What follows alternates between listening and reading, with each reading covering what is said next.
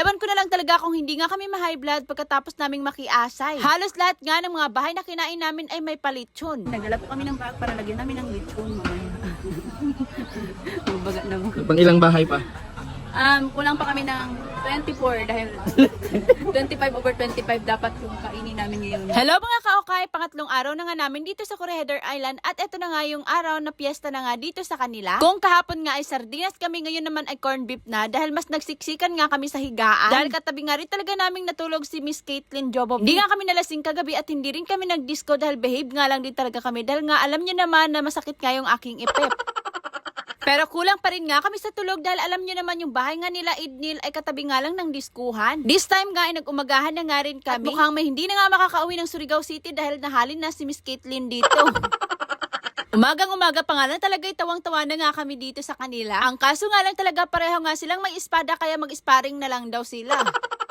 Pero joke lang bitaw, pakatawa na ba? Anyways, pagkatapos nga namin kumain ay nag-ready na nga rin talaga kami at naligo. Dahil ngayon nga ay makikiasay na naman nga kami kasama nga namin sila Sir Canegro Vlog. Sabi nga ni Sir Canegro Vlog, marami nga daw kaming mga booking dito ng mga bahay. Actually, marami nga rin talagang nag-invite sa amin dito pero kina Sir Canegro Vlog na lang din kami sasama para mas bibo nga rin. O diba ang iro nakatangag na rib sa lechon?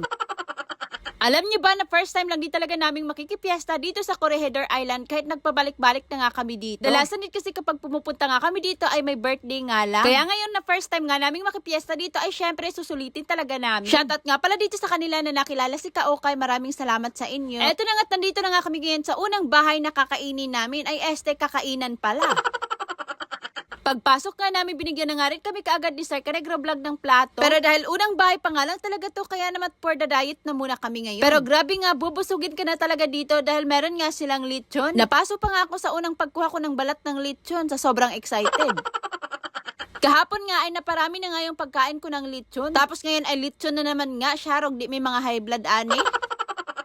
Kahit sobrang sarap pa talagang kumain pero pinupugnan nga namin dahil may next pa nga kaming bahay na kakainin. Actually, kakaumagahan nga lang di talaga namin kanina tapos ngayon ay kainan na naman nga. Pagkatapos nga namin kumain ay naglip tent na din muna kami para sa next naming bahay na pupuntahan. Natapos na nga kaming kumain habang sila Sir Canegro Vlog nga ay nandito pa rin nga at hindi pa rin sila natatapos sa pagkain. Nandito nga rin sa labas yung mga friends ni Sydney.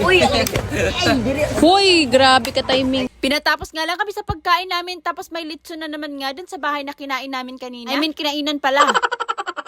Para mas masulit nga rin talaga namin yung aming pagkaasay ay nagdala na nga rin talaga kami ng bag para may mapaglagyan nga kami ng balutin mo ako by Sharon Cuneta. Katatapos lang din naman namin kumain kaya hindi na muna kami didiretso sa next nga naming bahay na kakainan. At naisipan na lang din muna namin na magpa-signal at pumunta nga dito sa Baybay. Mapipil mo nga rin talaga na piyestang-piyesta nga dito sa Corregidor Island dahil ang dami nga rin talagang mga turistang pumupunta dito para nga lang makipiesta. Mababait rin naman yung mga tao dito sa Corregidor Island kaya paniguradong hindi nga rin talaga sila magugusla. Kasi based nga rin talaga sa experience namin dito, hindi talaga kami nagusla at nasobrahan nga kami dito sa kain. Kaloin man. Itong mga to, Sa idyo kay kuon. Papunta na po nga kami ngayon sa pangalawang bahay na kakainin namin. kainan. Ang kakainan. Naglakad-lakad na nga rin kami kasama nga itong sila Sir Canegro Vlog. Hindi nga rin talaga siguro halatang mga asay nga kami dahil nagpanon nga kami sa paglalakad.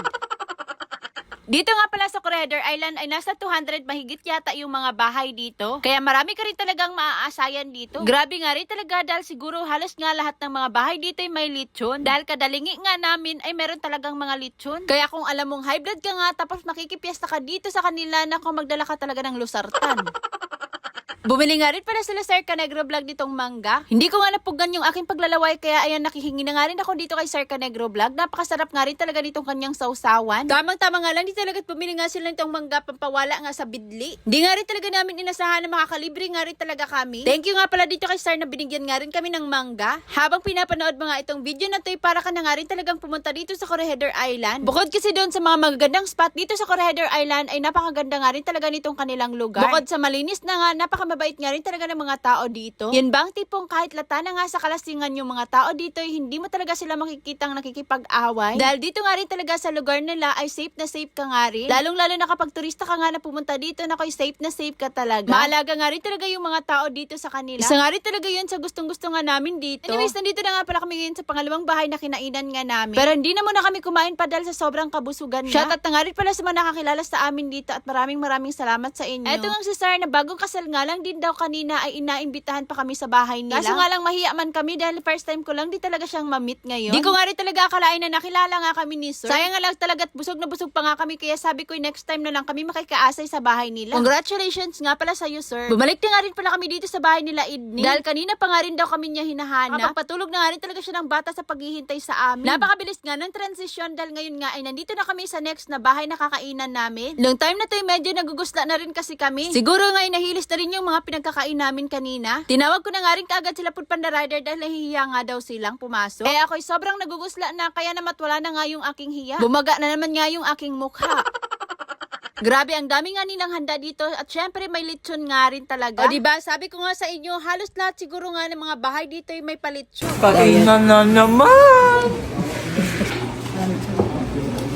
Dami. Dami sila muluto. Mamita ka mo dito. Sila ay mga nako. Pinuntahan na nga rin talaga kami ni Idnil dahil nalaman nga niyang nandito kami. Sobrang nasarapan nga rin talaga kami sa mga pagkain nila dito kaya naman nakailang ulit nga rin talaga kami sa paghukad. Grabe, napakaswerte nga rin talaga namin dahil may pa-beer nga rin sila sa amin. Pagani mag-disco. Lango na. Jonathan, Diyan kasi maglong-long. Medyo napatagal nga rin talaga yung pagtambay namin dito habang inuubos nga nila yung inumin. Sila nga lang yung uminom dahil hindi ako pwede dahil alam nyo naman may regla nga ako. Nakita nga rin talaga kami ni Pipoy kaya naman pinuntahan nga rin niya kami dito. At syempre, hindi pwedeng mawala nga ang picture-picture ket. Ayan, nag-picture na nga rin talaga kami. Maraming salamat nga lang din pala dito kay Yan sa pag-invite nga sa amin dito sa susunod ulit. Grabe, sobrang nabusog nga kami sa mga pinagkakain namin kanina. Bumalik nga lang din pala kami kanina sa bahay nila Idnil at pagkatapos ay nagpahinga nga lang din kami. Naisipan nga namin na magpa-signal ulit kaya't babalik na naman nga kami ngayon sa bye-bye. Marami rin namang mga wifi vendors nga dito kaso nga lang kung minsan ay humihina nga yung signal. May load rin naman kami kaya naman naisipan na lang din namin na sa bye-bye na lang din kami magpa-signal. Shoutout na nga rin pala dito kina Kuya na nakilala nga kami. Maraming salamat po. Dito pa ito. Okay, Mama. Di nga rin talaga nakatakas si Food Panda Rider sa Tagay. Babalik na nga rin pala kami ngayon sa bahay nila Idnil nang makita nga namin si ate. Na-invite kasi niya kami kahapon kaso nga lang natagalan nga kami pumunta sa bahay nila kaya naubusan na nga kami. Sayang nga dahil hindi kami maagang pumunta sa bahay nila kanina. Hindi tuloy kami nakakain ng seafood. Shoutout nga pala dito kay na ma'am na nakilala nga rin kami. Natanong ko nga rin talaga kung tagasan nga sila. Sabi nga nila ay taga-Kantilan daw. O diba ang layo nga rin talaga ng pinanggalingan nila. Ang dami pala naming mga asay dito. Nagaling pa nga sa mga malalayong lugar. Amarat ang mga kaukay, please like and follow.